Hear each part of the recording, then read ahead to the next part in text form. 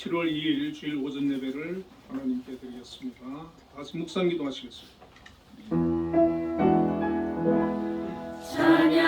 찬양하라 내 영혼아, 찬양하라 내 영혼아, 온 마음과 정성 다하여 주 찬양하라.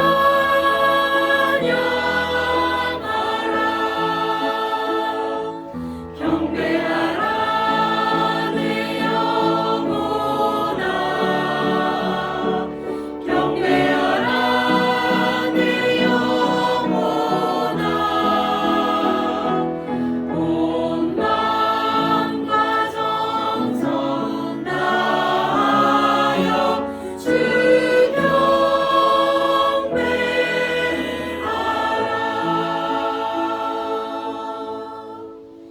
내가 여호와를 찬송하리니 그는 높고 영화로우시며 그는 나의 하나님이시니 내가 그를 찬송할 것이요. 아멘. 은혜와 사랑이 풍성하신 하나님 아버지 감사합니다. 오늘도 하나님 앞에 나와 예배합니다. 이곳에 함께하여 주시고 저희들 예배를 기뻐 받아 주시옵소서. 아멘. 예수님 이름으로 기도드리옵나이다. 아멘. 또 자리에 일어나셔서 내 삶의 이유라를 주시오.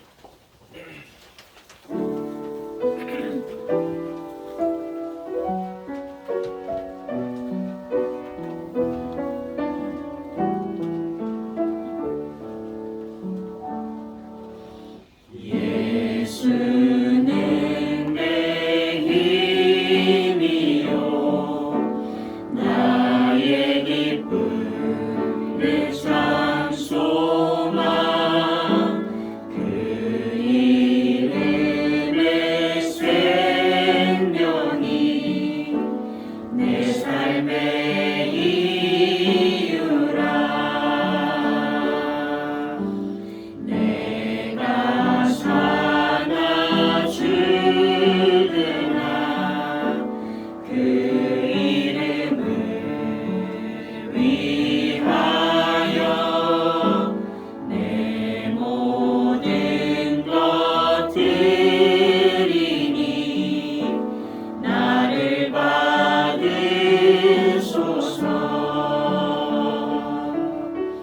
오직 주만 따라갑니다. 오직 주만 높이 받으소서. 내 평생에 그 이름을 그의 선하심을 세상에 노래합니다. 그 이름에 그 신 능력 영원한 생명이 내 삶의 이유라. 내 삶의 이유라.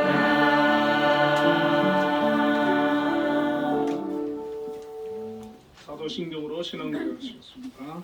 전능하사 천지를 만드신 하나님 아버지를 내가 믿사오며 그의 아들 우주 예수 그리스도를 믿사오니 이는 성령을 잉태하사 동정녀 마리아에게 나시고 본디오 빌라도에게 고난을 받으사 십자가에 못 박혀 죽으시고 장사 3일 만에 죽은 자 가운데서 다시 살아나시며 하늘에 오르사 전능하신 하나님 옆에 앉아 계시다가 저리로서 산자와 죽은 자를 심판하러 오시리라. 성령을 믿사오며 거룩한 공예와 승부가 소리를 토하는 것과 죄를 사하여 주시는 것과 몸이 다시 사는 것과 영원히 사는 것을 믿사옵나이다. 아멘. 성시교독 76번 요한복음 1장입니다. 태초에 말씀이 계시니라. 이 말씀이 하나님과 함께 계셨으니 이 말씀은 곧 하나님이시니라. 그가 태초에 하나님과 함께 계셨고 만물이 그로 말미암아 지은 바 되었으니 지은 것이 하나도 그가 없이는 된 것이 없느니라.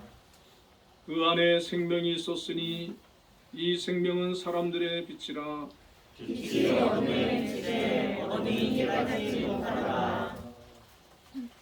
참빛 곧 세상에 와서 각 사람에게 비추는 빛이 있었나니 그가 세상에 계셨으며 세상은 그로 말미암아 지은 바 되었으되 세상이 그를 알지 못하였고 자기 땅에 오매 자기 백성이 영접하지 아니하였으나 영접하는 자 곧 그 이름을 믿는 자들에게는 하나님의 자녀가 되는 권세가 주셨으니 이는 혈통으로나 육정으로나 사람의 뜻으로 나지 아니하고 오직 하나님께로부터 난 자들이니라.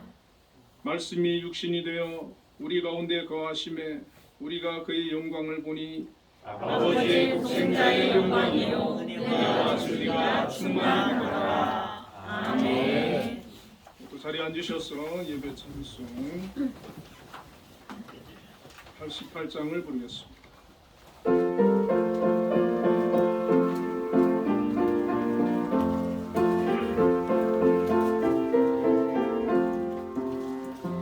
내 진정 사모하는 친구가 되시는 구주 예수님은 아름다워라.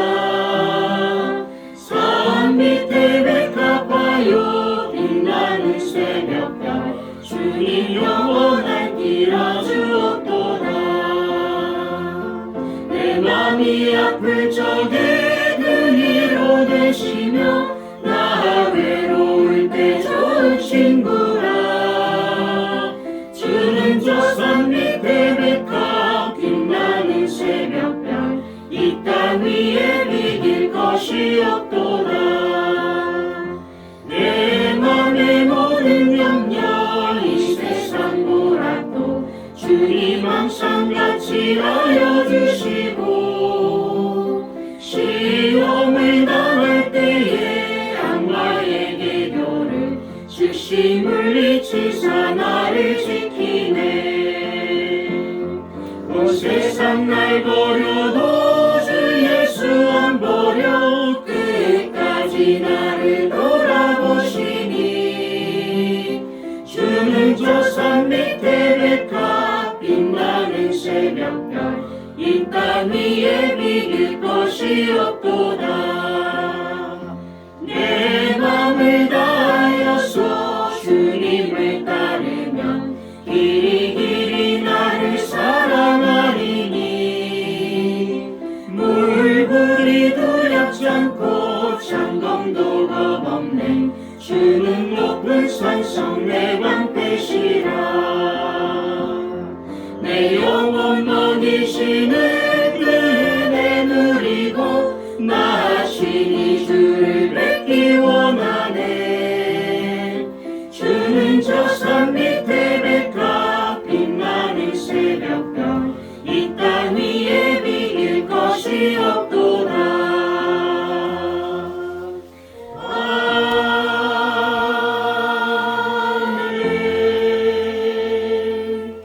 예배기도 황정주 집사님.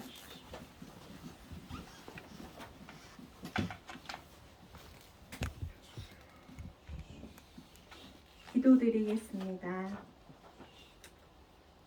참 좋으신 하나님, 감사합니다. 이번 한 주도 하나님 품 안에 살게 하시고 주일 전에 나와 예배하게 하심에 감사드립니다. 하나님 없이는 단 하루도 살아갈 수 없는 연약한 존재임을 고백합니다. 오늘도 하나님의 자녀임에 참 감사드립니다. 매일 살아가는 삶이 하나님 참 무겁고 버거울 때가 있습니다. 그때마다 저희의 마음을 다스려 주시고 길이요 진리요 생명 되신 하나님께서 가장 좋은 길로 인도하여 주시옵소서. 하나님, 이 나라 이 민족을 불쌍히 여겨 주시고 우리가 지금 누리고 있는 모든 것들이 하나님의 은혜임을 온 국민이 알게 하시고 대통령과 위정자들이 하나님의 지혜로 일할 수 있도록 위기 속의 대한민국을 건져 주시옵소서. 한빛교회를 사랑하시는 하나님, 작고 연약해 보이는 교회라 하지만 이 안에 하나님이 계시고 예배마다 숨은 보화 속에 하나님을 만날 수 있도록 도와주시옵소서. 오늘도 주의 강단에 서시는 공강훈 목사님과 함께 해주셔서 전하시는 말씀 속에 권능의 팔로 붙들어 주시고 능력의 말씀이 선포될 때마다 한 주간 지친 우리의 심령이 회복되게 하여 주시옵소서. 한빛재단을 사랑하시는 하나님, 재단을 위해 애쓰시고 헌신하시는 김향수 장로님을 기억하여 주셔서 하나님이 물붓듯 부어주시는 지혜와 능력으로 모든 일을 감당하실 수 있도록 도와주시옵소서. 교육과 복지, 문화예술 분야에 세계적으로 귀히 쓰임받는 재단이 되게 하여 주시옵소서.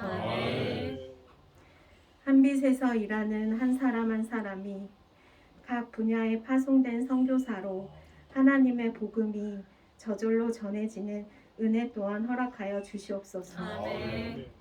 하나님, 벌써 상반기가 다 지나고 하반기에 왔습니다. 남은 하반기는 분주하고 바쁘게 살아왔던 일상에서 숨 고르게 하며 좀 더 하나님의 말씀 중심, 기도 중심 아래 살아갈 수 있도록 도와주시옵소서. 오늘도 예배를 위해 헌신하시는 모든 손길 위에 갑절의 은혜와 사랑을 부어주시고 모든 예배 순서에 함께해 주실 줄 믿사오며 예수님의 이름으로 기도드리옵나이다. 너의 필요와 간구 모두 아시는 하나님 들어주신다. 너의 기도를 늘 함께 하여 주신다.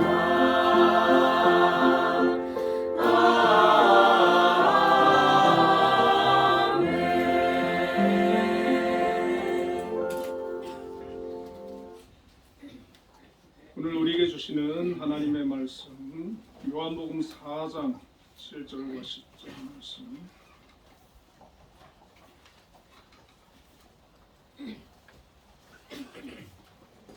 요한복음 4장 7절부터 10절까지 말씀을 함께 읽겠습니다. 사마리아 여자 한 사람이 물을 길러 왔으니 예수께서 물을 좀 달라 하시니 이는 제자들이 먹을 것을 사러 그 동네에 들어갔음이로라. 사마리아 여자가 이르되 당신은 유대인으로서 어찌하여 사마리아 여자인 나에게 물을 달라 하나이까 하니 이는 유대인이 사마리아인과 상종하지 아니하니라. 예수께서 대답하여 이르시되 내가 만일 하나님의 선물과 또 내게 물 좀 달라 하는 이가 누구인 줄 알았고 하면 내가 그에게 구하였을 것이요 그가 생수를 내게 주었으리라. 아멘. 한빛 찬양대에서 찬양으로 하나님께 영광 드리겠습니다.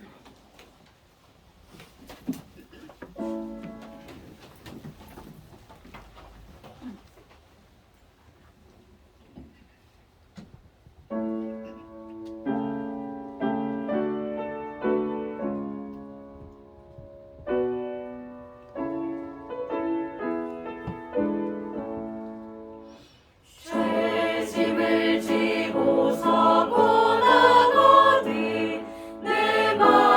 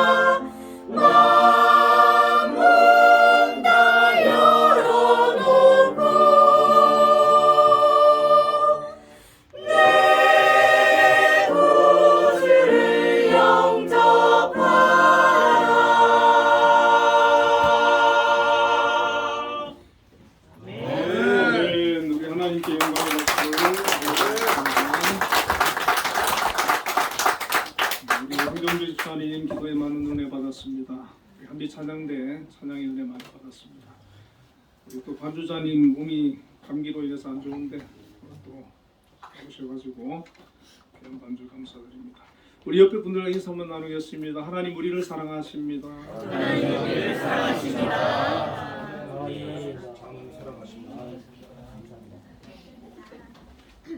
오늘 본문의 말씀 가지고 내게 물을 달라 하느니라는 제목으로 함께 은혜를 나누겠습니다. 오늘 본문을 보면 예수님과 사마리아 여인과의 대화가 기록되어 있습니다. 이 대화를 찬찬히 우리가 살펴보면 예수님께서 한 영혼을 얼마나 귀하게 여기시는지, 또 많은 상처와 아픔을 안고 하루하루를 힘겹게 살아가는 한 여인의 마음을 치유하시고 그 삶을 회복시키는 주님의 그 따뜻한 마음을 느끼게 됩니다. 2000년 전 팔레스타인에는 유대인들이 사는 지역과 사마리아인들이 사는 지역으로 나뉘어 있었습니다. 사마리아는 예루살렘에서 북쪽으로 56km, 지중해에서는 약 33km 떨어진 예루살렘과 갈릴리의 중앙에 자리하고 있었습니다. 사마리아는 솔로몬 이후에 남북이 분열될 때 북이스라엘의 수도였습니다. 아수르가 기원전 722년에 이 사마리아를 멸망시켰고, 아수르에 거주하는 그런 사람들을 이 사마리아에 이주시키고, 또 사마리아에 거주하던 북이스라엘 사람들을 아수르 지역으로 이주시켰습니다.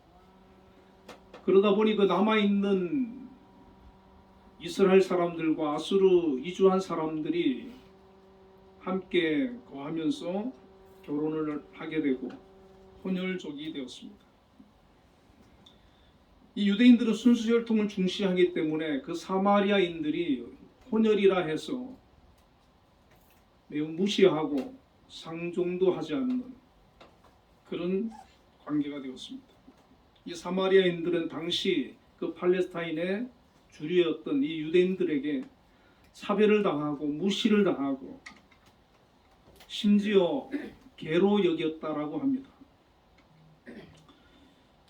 당시 예루살렘에서 갈릴리로 가는 데는 세 가지 길이 있었습니다. 사마리아를 통과하는 길이 있었는데 이 길이 가장 빠른 지름길이었고, 또 지중해 해변 해안길이 있었습니다. 그리고 요단강을 따라서 올라가는 그런 길이 있었는데, 이 유대인들은 사마리아인들과 부딪히지 않기 위해서, 그들과 만나기 싫어서 가장 빠른 길을 버려두고 항상 우회하곤 했습니다. 그런데 예수님께서는 다른 유대인과 달리, 그 당시에 관습과는 달리 이 사마리아를 통과해서 갈릴리로 가셨습니다. 요한복음 4장 3절 4절에 보면 유대를 떠나서 다시 갈릴리로 가실새 사마리아를 통과하여야 하겠는지라. 이 말씀을 보면 예수님께서 의도적으로 이 사마리아를 통해 갈릴리로 가시고자 하는 것을 알 수가 있습니다. 그 이유는 무엇이겠습니까? 예수님께서 그 당시에 가장 힘들고 어렵고 지친 한 영혼, 그 영혼을 만나서 위로하시고 또 치유하시고 회복시켜 주시기 위함이었습니다. 오늘 예수님은 실패하고 공고한 인생에게 찾아오십니다. 세상에서 성공하고 잘 나가는 그런 사람을 찾아오시는 것이 아니라 가장 낮고 힘들고 지쳐있는 그런 인생을 주님께서는 찾아와 주시고 위로해 주시고 만나 주시고 그에게 새 힘을 공급해 주십니다.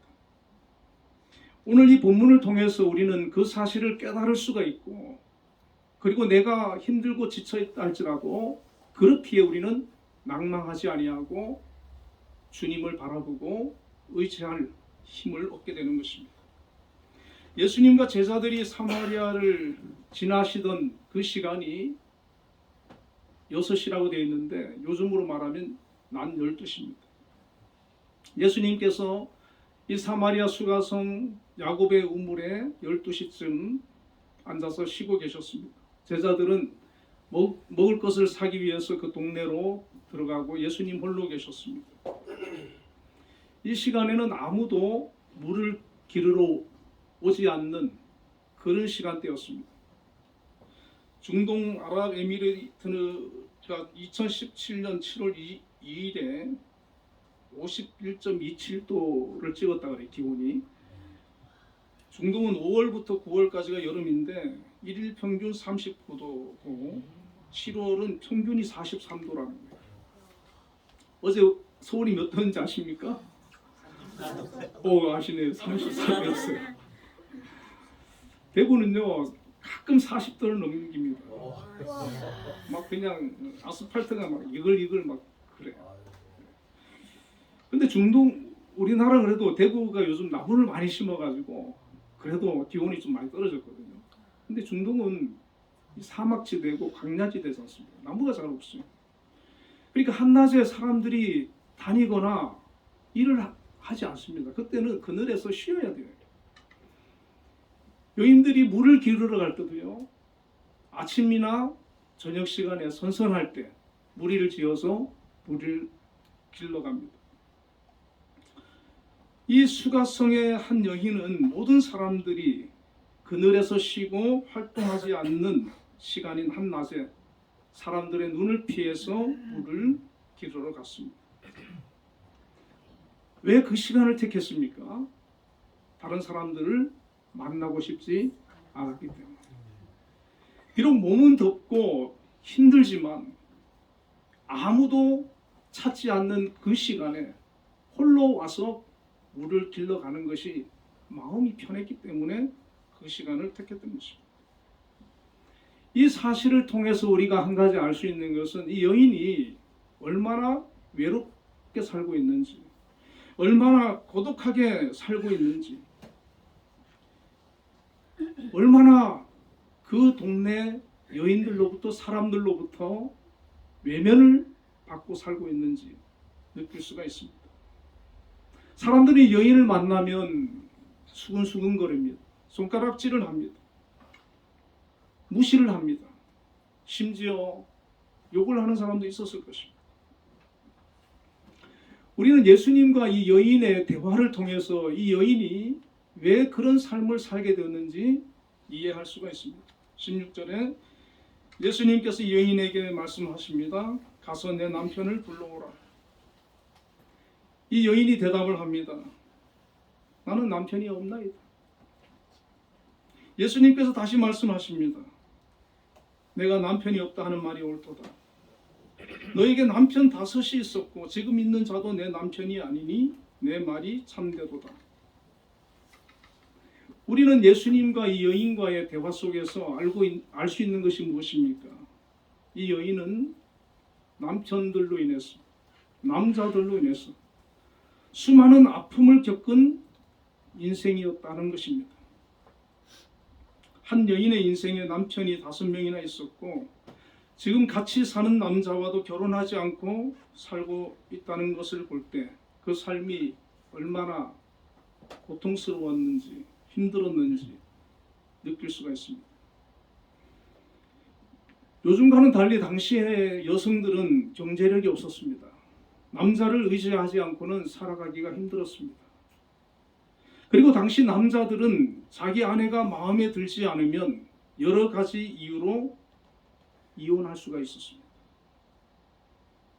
여인들은 그 숫자에도 포함시키지 않을 정도로 철저히 그 인권이 무시당하는 그런 시대였습니다.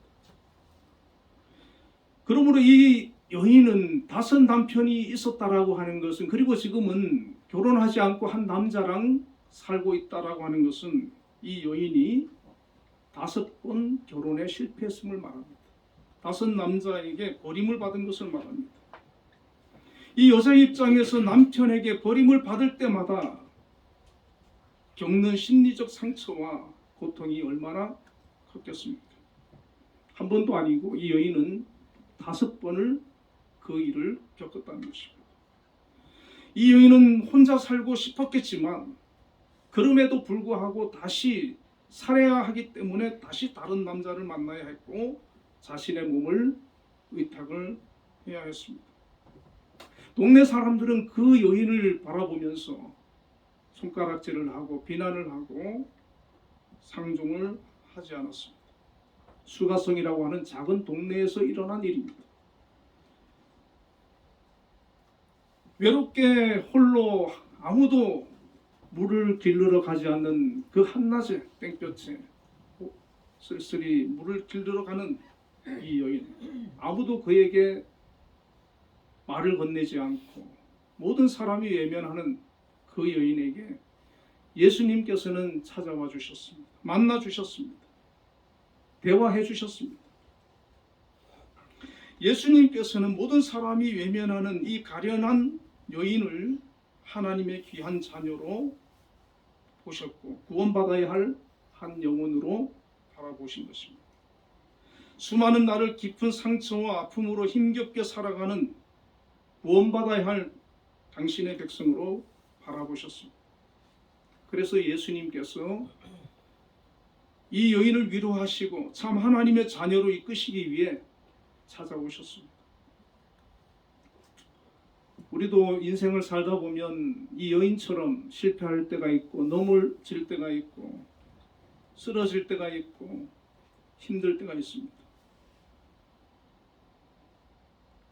그 힘들 때 우리는 어떻게 그 고난을 이기고 승리할 수가 있습니까? 하나님의 말씀으로 위로를 받고 기도할 때 주님의 세미한 음성을 통해서 힘을 얻고 하나님을 찬양할 때 하나님이 공급하시는 그런 영적인 힘을 가지고 우리는 문제를 이겨내고 극복하고 승리할 수가 있지 않습니까? 세상의 모든 사람은 때로는 우리를 멀리하고 외면하고 버린다 할지라도 우리가 아무리 실패하고 낮은 자리에 있다 할지라도 주님을 향하여서 주님을 구하며 나아가면 주님께서는 우리를 떠나지 아니하시고 품어주시고 만나주시고 위로해 주십니다. 이 믿음이 있는 사람은 어떤 고난을 당한다 할지라도 어떤 문제를 만난다 할지라도 두려워하지 않습니다. 사람으로 인해 상처받지 않습니다. 환경으로 인해 짓눌리지 않습니다. 나에게 주님이 계시기 때문에 주님이 나와 함께 하시고 그분이 나를 사랑하심을 내가 깨닫기 때문에 이 확신이 있는 사람은 흔들리지 않을 수가 있습니다. 고린도후서 6장 2절에 이르시되 내가 은혜 베풀 때에 너에게 듣고 구원의 날에 너를 도왔다 하셨으니 보라 지금은 은혜 받을 만한 때요 보라 지금은 구원의 날이로다 라고 말씀합니다. 우리가 힘들 때 우리가 실패했을 때 그때 은혜 받을 만한 때입니다. 주님 만날 만한 때입니다. 우리 주님은 언제든지 우리가 주님을 찾고 의지하고 나아가며 만나주시지만 특히 우리가 힘들 때, 실패했을 때, 어려울 때, 낙심될 때 가장 고통받는 그 순간에 그때 주님을 만나고 주님의 사랑을 깨닫게 되고 은혜를 깨닫게 됩니다. 어제 김효진 씨라고 개그맨이 있는데 이분이 조혜린 씨하고 이제 유튜브에서 뭐 얘기하는 거를 제가 잠깐 들어봤거든요. 그분은 모태신앙이었어요.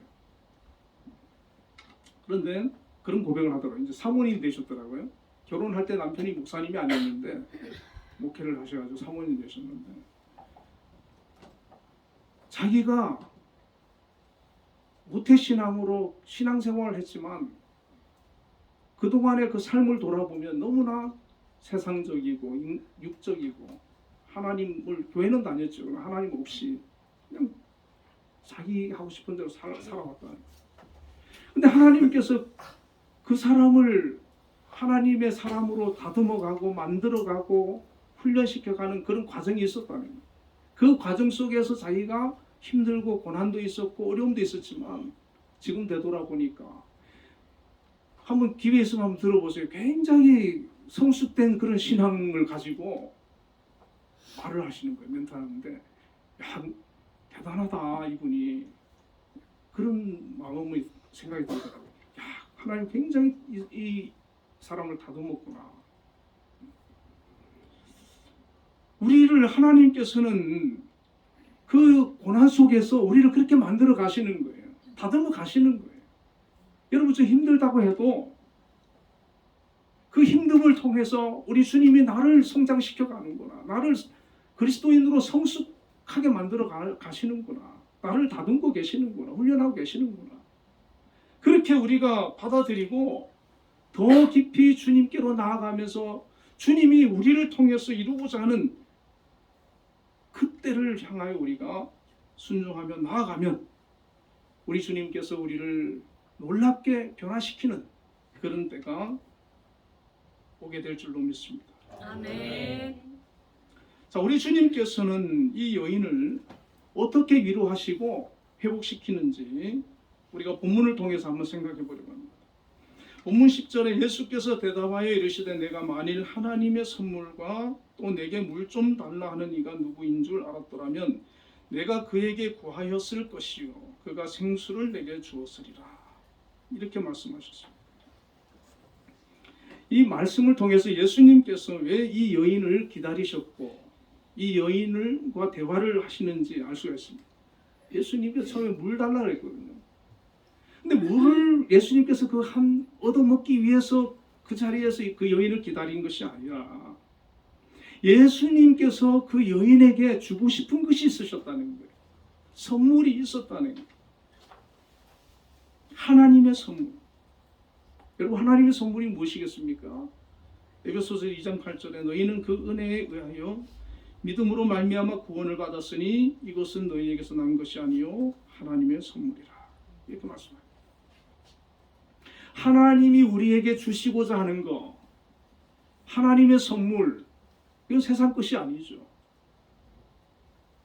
바로 믿음을 하나님께서는 우리에게 주시고자 하는 것입니다. 믿음이 하나님의 선물이에요. 우리에게 믿음이 있습니까? 믿음이 있다면 우리는 하나님의 선물을 받은 그런 사람들입니다. 이 믿음은 세상에서 얻을 수 없습니다. 돈으로 살 수도 없습니다. 세상의 어느 곳에 가서도 우리가 받을 수 없습니다. 오직 주님께로 나와야 하는 것입니다. 하나님의 선물이기 때문에 이것은 영적인 것이기 때문에 로마서 1장 16절에 내가 복음을 부끄러워하지 아니하노니 이 복음은 모든 믿는 자에게 구원을 주시는 하나님의 능력이 됩니다. 마가복음 9장 23절에 예수께서 이르시되 할 수 있거든이 무슨 말이냐 믿는 자에게는 능히 하지 못할 일이 없느니라. 히브리서 11장 6절에 믿음이 없이는 기쁘시게 못하나니 하나님께 나아가는 자는 반드시 그가 계신 것과 또한 그가 자기를 찾는 자들에게 상 주시는 이심을 믿어야 할지니라. 자, 여기에 믿음의 특징을 말씀하고 있죠. 믿음은 우리에게 구원을 주시는 거라는 겁니다. 믿음은 하나님을 기쁘시게 할 수 있는 것이라고 말합니다. 믿음은 능히 하지 못할 일이 없는 것이라고 말씀합니다. 아멘. 얼마나 큰 선물입니까? 우리에게 구원을 주시고 하나님을 내가 기쁘시게 하며 살아갈 수 있도록 나를 이끄는 것, 그것이 바로 믿음이고 이 믿음 안에서는 능치 못할 일이 없는 것, 하나님이 함께 하심으로 우리는 모든 것을 해낼 수 있는 능력을 공급받게 되는 것입니다. 아멘. 믿음은 우리를 완전히 새롭게 변화시키는 힘이 있습니다. 새 사람이 되게 만듭니다. 영적인 사람으로, 믿음의 사람으로 우리를 새롭게 합니다. 이 여인은 철저하게 육적으로 살았던 사람입니다.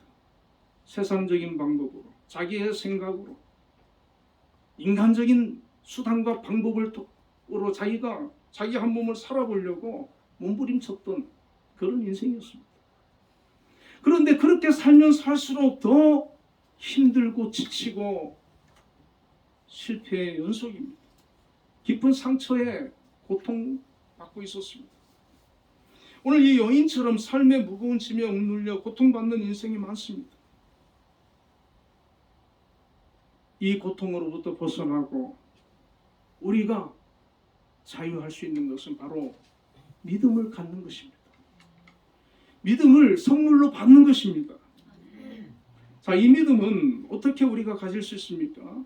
마가복음 16장 16절에 주는 그리스도시요 살아계신 하나님의 아들이시니다 라는 고백을 베드로가 했죠. 이 믿음은 예수님이 누구신가라고 하는 것을 우리가 바로 알 때 갖게 되는 것입니다. 17절에 예수께서 대답하여 이르시되 바요나 시몬아 내가 복이 있도다. 이를 내게 알게 한 이는 혈육이 아니요 하늘에 계신 내 아버지시니라. 그런데 이 믿음을 갖게 한 사람, 예수 그리스도가 누구인지 알게 하시는 분이 누구냐? 그분이 바로 하나님이라는 거예요. 예수 그리스도를 바로 알고 예수 그리스도를 바로 믿을 때 하나님이 주시는 선물을 우리가 받을 수가 있고, 그 예수 그리스도를 통해서 우리가 이 세상만 바라보고 알고 살던 그 삶에서 믿음의 세계를 바라보게 되고 영적인 세계를 알 수가 있게 되고 하나님의 나라를 사모하고 소유하는 그런 믿음으로 나아갈 수 있게 된다는 것입니다.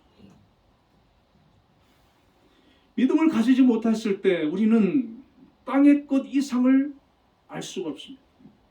생각할 수가 없습니다. 거기에 모든 마음이 향해 있습니다. 땅의 것으로 인해서 우리가 상처를 받고 힘들고 지칩니다. 그러나 믿음이 들어오게 되면은 우리는 이제 땅의 것을 초월한 하나님께서 예비하신 영원한 그 나라를 볼 수 있는 그런 영적인 사람이 되는 거예요. 히브리서 11장 10절에 이는 그가 하나님이 계획하시고 지으실 터가 있는 성을 받았습니다.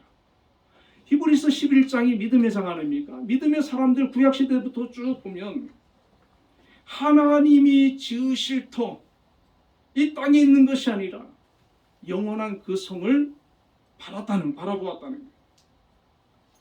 믿음의 사람은 하나님께서 예비하신 또 한 세상을 바라보므로 땅의 문제들로부터 해방되고 자유함을 얻게 됩니다. 하나님이 준비하신 영원한 성을 바라보게 되는 것입니다. 여러분 어떻습니까? 그 성을 바라보십니까? 하나님이 준비하신 영원한 성, 이 땅의 것이 아니라 영적으로 우리가 영안으로 바라볼 수 있는 하나님의 말씀을 통해 약속되어진 그 나라, 영적인 나라, 그 나라를 바라보고 있습니다.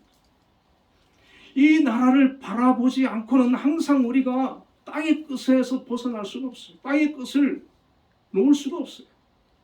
그러나 이 나라를 바라보고 이 나라를 이해하고 이 나라가 믿어지고 이 나라를 위해서 우리 주님이 오셨다는 이 사실을 우리가 깨닫게 되면 우리는 이 주어진 땅에서 모든 일들을 하나님의 섭리로 이해하게 됩니다. 우리에게 주어진 삶의 현장 속에서 나의 시간과 재능과 삶을 하나님께서 주신 사명의 관점으로 이해하게 됩니다. 그러므로 우리는 이 땅의 것 때문에 이 여인처럼 고통스러워하지 하는 것이 아니라 그곳에서부터 자유함을 누리게 됩니다. 그 자유함을 누리는 사람 한 사람이 있는데 바로 사도 바울입니다. 고린도전서 15장 10절에 그러나 나의 나된 것은 하나님의 은혜로 된 것이니 내게 주신 그의 은혜가 헛되지 아니하여 내가 모든 사도보다 더 많이 수고하였으나 내가 아니요 오직 나와 함께 하신 하나님의 은혜로라. 만일에 믿음이 없는 사람이 지금 바울이 이렇게 고백을 하는 것을 들었을 때 어떻게 받아들이겠습니까? 세상으로 자랑하던 그 모든 것을 다 버리고 오직 예수 그리스도만 바라보고 살아가는 그 한 삶, 인생을 가르쳐서 세상 사람들은 어떻게 보겠습니까? 그러나 바울은 복음을 위해서 가장 수고하고 가장 많은 고난을 받고 있지만 그 모든 것이 하나님의 은혜다라고 고백을 합니다. 육적인 것으로 세상적인 것으로 생각했을 때는 이것은 절대 은혜가 될 수 없어요. 은혜라면 편안해야 돼요. 잘 살아야 돼요. 성공해야 돼요. 높아져야 은혜지요. 그러나 영적으로 봤을 때 이 바울은 복음을 전하고 교회를 세우면서 수고하고 고난을 받지만 이것은 하나님의 놀라운 은혜가 되는 것입니다. 우리 주님께서 이 땅에 오셔서 십자가를 지신 것도 마찬가지입니다. 이 땅에서 영광 받으시려고 높아지려고 온 게 아니죠. 낮고 낮은 곳에서 희생하고 죽으려고 십자가 지려고 예수님이 오셨습니다. 믿음의 모든 일들 속에서 하나님의 뜻을 찾고 발견하고 우리는 각자에게 주어진 삶의 현장 속에서 하나님의 영광을 위해 살아가는 하나님의 사람이 되게 하는 것입니다. 예수님께서는 땅의 문제로 삶의 문제에 짓눌려 있는 이 여인에게 예수님이 우리를 구원하러 오신 메시아이심을 알게 하시고 믿음의 세계로 영적인 신앙의 세계를 바라보게 하시고 이 땅에서 겪은 문제와 고통에서 벗어나 하나님께서 예비하신 영원한 나라를 바라보고 하나님께서 새롭게 주시는 사명을 발견하고 믿음으로 살아갈 수 있도록 이끌어 주셨습니다. 이것은 우리에게도 동일합니다. 그래서 예수님은 여인에게 직접적으로 말씀을 주십니다. 10절에 내가 물 좀 달라 하는 이가 누구인 줄 알았더라면 내가 그에게 구하였을 것이요 그가 내게 생수를 주었으리라. 13절에서는 이 물을 마시는 자마다 다시 목마르거니와 내가 주는 물을 마시는 자는 영원히 목마르지 아니하리니 내가 주는 물은 그 속에서 영생하도록 영원히 솟아나는 샘물이 되리라. 지금 이 여인에게 말씀하시는 그 속에서 영생하도록 솟아나는 샘물, 그것이 무엇이겠습니까? 바로 예수님 자신입니다. 예수 그리스도를 만나면 모든 갈증으로부터 해갈을 얻게 된다. 예레미야 2장 13절에 보면 내 백성이 두 가지 악을 행하나니 곧 그들이 생수의 근원이 되는 나를 버린 것과 라는 말씀이 있는데 하나님께서 자신을 가리켜서 생수의 근원이라 말씀하셨어요. 예수님은 하나님 아니십니까? 예수님이 곧 생수요 영생하도록 솟아나는 샘물이 되신 것입니다. 이 말씀은 세상의 물은 아무리 마셔도 채워지지 않는 영혼의 갈증이 있지만 세상의 것은 아무리 소유해도 해갈되지 않는 갈증이 있지만 바로 예수 그리스도를 모시면 그분을 붙들면 우리 주님께서 우리 삶의 주인이 되셔서 우리를 이끌어 가시면 세상의 모든 갈급과 갈증과 모든 그런 욕망으로부터 자유함을 얻을 수 있다는 것입니다. 이 여인은 자기가 노력해봤거든요. 아무리 노력해도 안 되지 않습니까? 심지어 6명의 남자와 함께 살아봐도 안 되는 거예요. 그 여인 예수님께서는 마태복음 11장 28절에 이런 인생을 향하여 이렇게 말씀하셨어. 수고하고 무거운 짐진 자들아 다 내게로 오라. 내가 너희를 쉬게 하리라. 여러분 우리 주님께 나아가면 우리 주님께서 우리에게 안식을 주시는 겁니다. 쉼을 주시는 겁니다. 마음의 평안을 주시는 겁니다. 세상의 무거운 짐을 다 내려놓고 주님께 맡기고 우리는 자유할 수 있는 것입니다. 평안을 누릴 수 있는 것입니다. 과거에 우리가 힘들고 지치고 고통스러웠다 할지라도 우리가 주님께 나아가면 주님께서 우리 마음에 평안을 주시고 위로를 주시고 행복을 주시고 기쁨을 주시고 은총을 부어주시는 겁니다. 특히 우리의 가장 큰 무거운 짐이 뭡니까? 죄의 짐이거든요. 이건 우리 스스로 해결할 수 없잖아요. 근데 우리 주님께서 우리를 대신해서 그 짐을 가져가시려고, 지어주시려고, 해결해 주시려고 오셨고 십자가를 지셨습니다. 여러분, 우리 예수님 앞에서 예수님께 나아가서 회개하고 내 짐을, 주님 나는 이런 죄의 짐이 있습니다, 주님 해결해 주세요, 가져가 주세요. 주님께서 그 짐까지 다 가져가 주시는 거예요. 여러분, 우리의 모든 짐, 모든 죄의 짐도 가져가 주시고, 우리 마음에 그런 어떤 내가 괴로워하고 힘들어하고 내가 고통스러워하고 아직까지 내가 세상의 그런 욕망 때문에 해결이 안 되는 그런 것들, 수많은 그런 갈증의 원인 되는 것, 그런 것들, 이런 것들 주님께서 다 해결해 주신다는 거예요.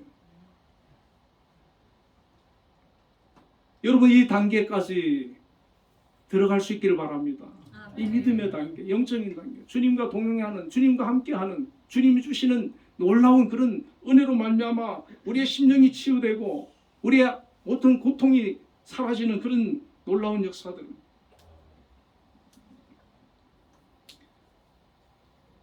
성령님을 통해서 공급되는 영적인 신령한 생수가 우리의 영혼을 새롭게 하고 충만하게 합니다. 나를 하나님의 진리와 거룩함으로 위로해 주시고 내 안에 진리에 대한 갈망이 생기게 하고 또 그것을 채워주시고 사랑이 샘솟게 하고 소망으로 살아가게 합니다. 이 여인이 예수님과 짧은 대화를 통해서 세상의 것에만 집중되어 있던 그 여인의 관심이 영적인 것으로 바뀌어져 갑니다. 우리가 신앙이 생겨날 때, 믿음이 생겨날 때 가장 먼저 갖게 되는 관심이 바로 예배에 대한 관심. 이 여인이 이렇게 묻습니다. 19절과 20절. 여자가 이르되 주여 내가 보니 선지자로소이다. 우리 조상들이 이 산에서 예배하였는데 당신들의 말은 예배할 곳이 예루살렘에 있다 하더이다. 사마리아인들은 그리심 산에서 예배를 드리는데 유대인들은 예루살렘에서 예배 드려야만 한다고 하는데 어느 것이 맞느냐? 이런 질문입니다.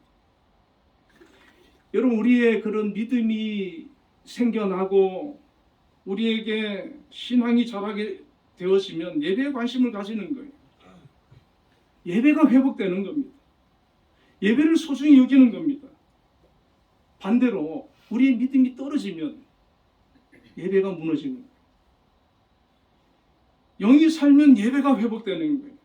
예배에 관심을 갖는 거예요. 하나님 앞에 나와 예배하는 것을 소중히 여기는 겁니다. 예수님께서 이 여인에게 이렇게 대답해 주십니다. 23절에서 24절에 보면 아버지께 참되게 예배하는 자들은 영과 진리로 예배할 때가 오나니 곧 이때라. 아버지께서는 자기에게 이렇게 예배하는 자들을 찾으시느니라. 하나님 영이시니 예배하는 자가 영과 진리로 예배할지니라. 이 여인은 어디서 예배드려야 합니까? 라는 질문을 했지만 예수님께서는 영과 진리로 예배할 때가 온다. 이 영과 진리로 예배한다는 것은 장소에 구애받지 않는다는 것. 십자가에서 실현된 대속 구원의 은혜로 거듭난 신자는 그 구원에 감사하고 그에 걸맞게 살아가는 가기로 헌신하는 것이 바로 예배라는 것. 그러므로 우리는 어느 곳이든지 하나님 앞에 나아가서 모여서 예배하는 것. 내 마음을 다해서 정성을 다해서 또 성령으로 충만해서 드리는 예배, 하나님께서 기뻐 받으시는 것입니다. 25절에 여자가 이르되 메시아고 그리스도라 하는 이가 오실 줄을 내가 아노니 그가 오시면 모든 것을 우리에게 알려주시리이다. 이 여인의 관심이 예배에서 한 단계 더 나아가서 메시아를 얘기합니다. 그리스도를 얘기합니다. 메시아 그리스도 구원자라고 하는 이가 오실 줄 내가 아노니 그가 오시면 모든 것을 알려주실 것입니다. 라는 고백이. 여러분, 예수님이 오셔가지고 이 여인이 했던 얘기를 예수님이 다 이루셨어요. 다 알려주셨어요. 그래서 우리가 신약 성경을 통해서 사복음서를 통해서 예수님에 대해서 우리가 알게 되지 않습니까? 바울 서신들을 통해서 어떤 하나님의 그런 구속적인 그런 사역들을 다 알지 않습니까? 예수님이 오시기 전에는 막연하게나마 메시아에 대해서 그 사람들이 어떤 분일 것이다라고 상상하고 있었단 말이에요. 기다리고 있었단 말이에요. 근데 예수님이 오셔가지고 그걸 다 우리에게 성취해 주셨고, 구약에 예언된 걸 성취해 주셨고 오셨어요. 예수님께서 이 여인에게 말합니다. 26절에 내가 말하는 내가 그라. 이 여인이 깜짝 놀랐어요. 여러분, 믿음은요 오랜 시간 흘러야 들어가는 게 아닙니다. 한순간에 들어가는 거예요. 한순간. 은혜 받는 것도 한순간에 받는 겁니다. 이 여인이 예수님과 그 짧은 대화 속에 이 여인에게 믿음이 들어갔어요. 예수님이 메시아인 것을 알아봤어요. 믿어졌어요. 깨달아졌어요. 예수 그리스도의 사람이 되었어요. 우리는 무엇으로 알 수 있습니까? 이 여인이 즉시로 물동이를 버려두고 동네로 들어갑니다. 그리고 복음을 전하는 겁니다. 과거의 부끄러움도, 사람들을 피하던 대인기피증도 다 사라지고 자신을 괴롭히던 모든 문제들로부터 해방되고 선포하는 것입니다. 29절에서 30절에 보면 내가 행한 모든 일을 내게 말한 사람을 와서 보라. 이는 그리스도가 아니냐 하니 그들이 동네에서 나와 예수께로 오더라. 39절에 여자의 말이 내가 행한 모든 것을 그가 내게 말하였다 증언하므로 그 동네 중에 많은 사마리아인들이 예수를 믿는지라. 41절에 예수의 말씀으로 말미암아 믿는 자가 더욱 많아 그 여자에게 말하되 이제 우리가 믿는 것은 내 말로 인함이 아니니 이런 우리가 친히 듣고 그가 참으로 구주신 줄 알미라. 이 여인 한 사람이 예수님을 만나고 믿음을 가지니까, 변화되니까 동네로 돌아가서 그 전에 모든 사람을 다 피하고 숨던 여인이 메시아를 만났다 가서 선포하는 거예요. 내가 만난 예수 전하는 것이죠. 그때 사람들이 그 얘기를 듣고 몰려들었어요. 예수님 말씀 듣고 예수님이 메시아인 것, 구주인 걸 깨달았다는 거예요. 거기에 부흥이 일어났습니다. 거기에 예수 믿는 사람들이, 그 동네 사람들이 다 예수 믿게 되었어요. 여러분, 우리가 이렇게 믿음으로 성장해 나가는 것이죠. 세상에서 지치고 상처받고 고통당하던 그런 인생이 예수님을 만나서 그 삶이 영적으로 깨어나고 회복되면서 예배에 관심을 가지고 예수님을 영접하고 예수님을 만나고 믿음을 갖게 되니까, 영의 사람이 되니까 이제는 그 삶이 변화되고 세상에 나가서 예수 그리스도를 전하는 그런 인생으로 바뀌더라는 것이죠. 오늘 이 한 여인은 오늘 우리의 모습과 동일합니다. 우리도 이 여인처럼 변화되어야 되는 것이죠. 이 과정을 겪어야 되는 것입니다. 아니면 이 과정을 이미 겪어서 우리가 이 자리에 있는지도 모릅니다. 더 이상 과거에 매여 살지 않습니다. 상처로 인해 고통스러워하지 않습니다. 세상의 것에 목말라 하지 않습니다. 내게 물을 달라 하느니 그분이 바로 우리의 구원자 예수 그리스도이심을 알았고, 그분이 우리에게 주신 것이 엄청난 은혜인 것을 깨달았기 때문에 이 사실을 깨닫고 붙드는 사람은 이 세상의 문제에부터 자유하는, 뛰어넘는 거예요. 그런 것에 매여가지고 고통 겪지 않는 거예요. 정말 예수 잘 믿는 사람들 보면 자유합니다. 그 삶이 달라요. 말하는 것이 달라요. 우리가 이 여인처럼 우리 주님을 진정으로 만나서 이런 성숙된 그리스도인으로 변화되고 성장해가는 저와 여러분이 다 되시기를 주님의 이름으로 축원을 드립니다. 네. 우리 함께 통성으로 기도하겠습니다. 사마리아 여인처럼 주님을 만나고 믿음으로 우리의 모든 상처와 아픔이 치유되고 하나님께서 주시는 소망과 비전을 바라보고 믿음으로 살아갈 수 있도록 기도해 하시고, 나라와 대통령과 또 우리 한빛재단과 우리 김양수 장로님 위해서 기도해 주시고, 우리 신동성 목사님 다리 수술을 하셨습니다. 다음 주에는 나오실 수 있다고 하시는데 잘 회복되도록, 우리 김하인 집사님 감기 이로 인해서 좀 몸이 안 좋습니다. 위에서 기도해 주시고, 우리 또 강태영 안수 집사님도 몸이 안 좋다고 연락이 왔습니다. 우리 함께 기도하겠습니다. 다 같이 기도하겠습니다. 은혜로우신 아버지 하나님, 이 사마리아 여인 너무나도 외롭고 고독스럽고 비참한 그런 처지에 있었지만 우리 주님을 만나서 상처가 회복되고 새 힘을 얻고 새 사람이 되었습니다. 믿음의 사람이 되었습니다. 영적인 사람이 되었습니다. 하나님의 사람이 되었습니다.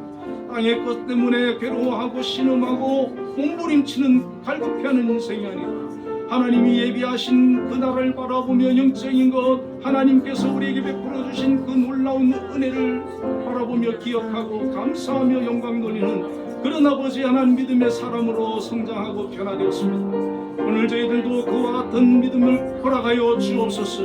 우리 주님 만나 주시고 우리를 변화시켜 주시고 우리를 치유하여 주시고 우리를 회복시켜 주시고 동영육간의 강건함으로 지켜 주시옵소서. 붙들어 주시고 하나님 사용하여 주시옵소서. 영광 받아 주시옵소서. 아버지 하나님의 나라 하나님 지켜주시고 붙들어 주옵소서. 하나님 나라가 안정되게 하여 주옵소서. 또한 경제적으로도 발전하게 하여 주시고 정말 하나님만을 경외하는 믿음의 나라, 하나님만을 섬기는 그런 신앙의 나라가 되게 하여 주시고 이 나라를 이끌어가는 우리 윤석열 대통령 하나님 함께 하여 주셔서 하나님 앞에 기도하고 믿음으로 하나님이 나를 이끌어갈 수 있도록 인도하여 주시옵소서. 하나님 우리 한빛재단도 세워주시고 오늘까지 함께 하시며 인도하여 주심을 감사합니다. 영광 받아주시고 하나님 큰 뜻을 이루어 주시옵소서. 우리 한빛재단 이끄시는 우리 김영상 누님에게도 영육간의 강건함을 주시고 이 하나님 한빛재단을 잘 이끌어갈 수 있도록 함께하여 주시옵소서. 하나님 우리 신능성 목사님 다리 수술하고 회복 중에 있습니다. 하나님 치료하여 주시고 만져주시고 회복시켜 주시옵소서. 건강하게 하여 주옵소서. 온전케 하여 주시옵소서. 우리 김한 집사님, 강태영 집사님 또 몸이 아픕니다. 감기 몸살 증상이 있습니다. 하나님 만져주시고 치유하여 주시고 회복시켜 주시고 건강하게 하여 주옵소서. 우리 한빛교회에 속한 모든 아버지 하나님 성도들 영육간의 강건함으로 붙들어 주시고 날마다 새 힘을 공급하여 주시옵소서. 예수님 이름으로 기도드리옵나이다. 아멘. 응답 찬양 찬송가 90장을 부르겠습니다.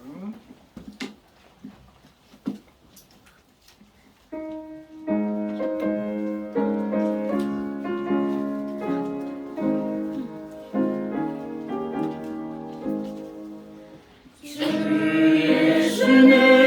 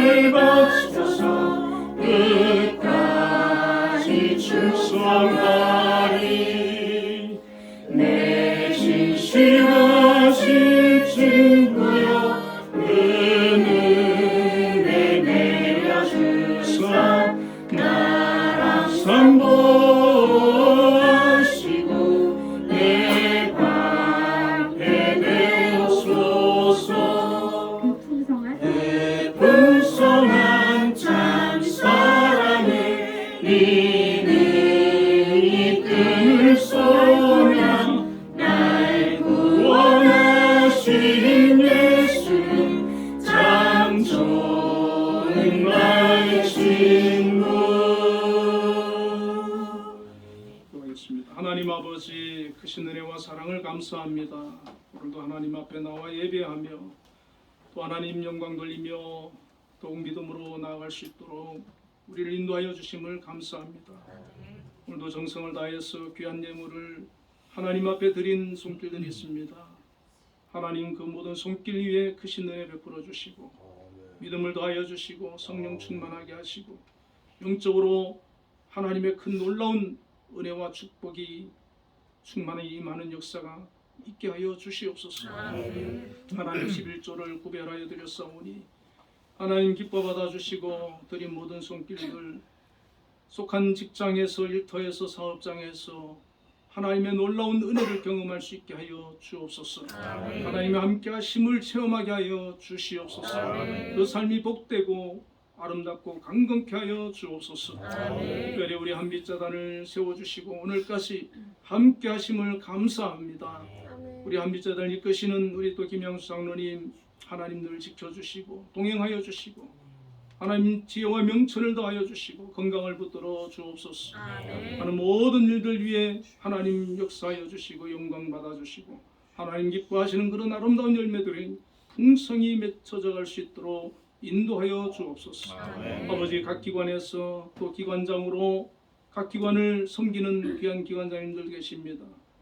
또 교사로 직원으로 예술단원으로 우리 학생들까지 모든 한빛의 권속들 하나님 기억하여 주시고 저마다 속한 곳에서 맡은 일 주어진 일 믿음으로 잘 감당할 수 있도록 능력을 더하여 주옵소서. 하나님 앞에 정말 아버지 하나님 뜻을 이루며 영광을 위하여 살아갈 수 있는 그런 은혜를 허락하여 주시옵소서.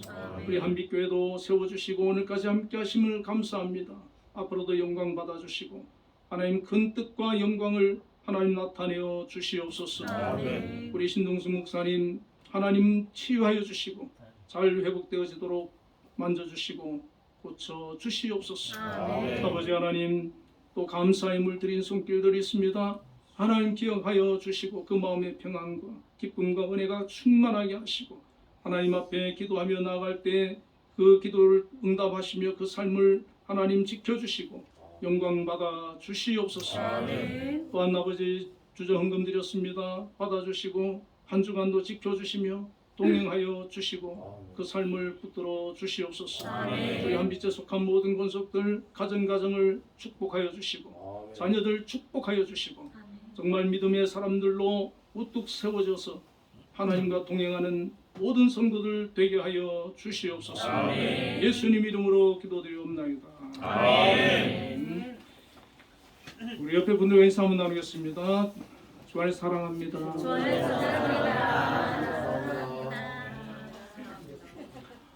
오늘이 원래 7월 첫 주 맥추절인데요. 죄송합니다. 제가 깜빡했습니다. 그래서 제가 지난주 광고를 못 해가지고 한 주 연기해서 다음 주에 맥추절로 지키도록 하겠습니다. 전반기 또 하나님 주신 은혜를 기억하고 감사할 수 있는 저와 여러분 되시기 바랍니다. 우리 모두 자리 일어나셔서 635장을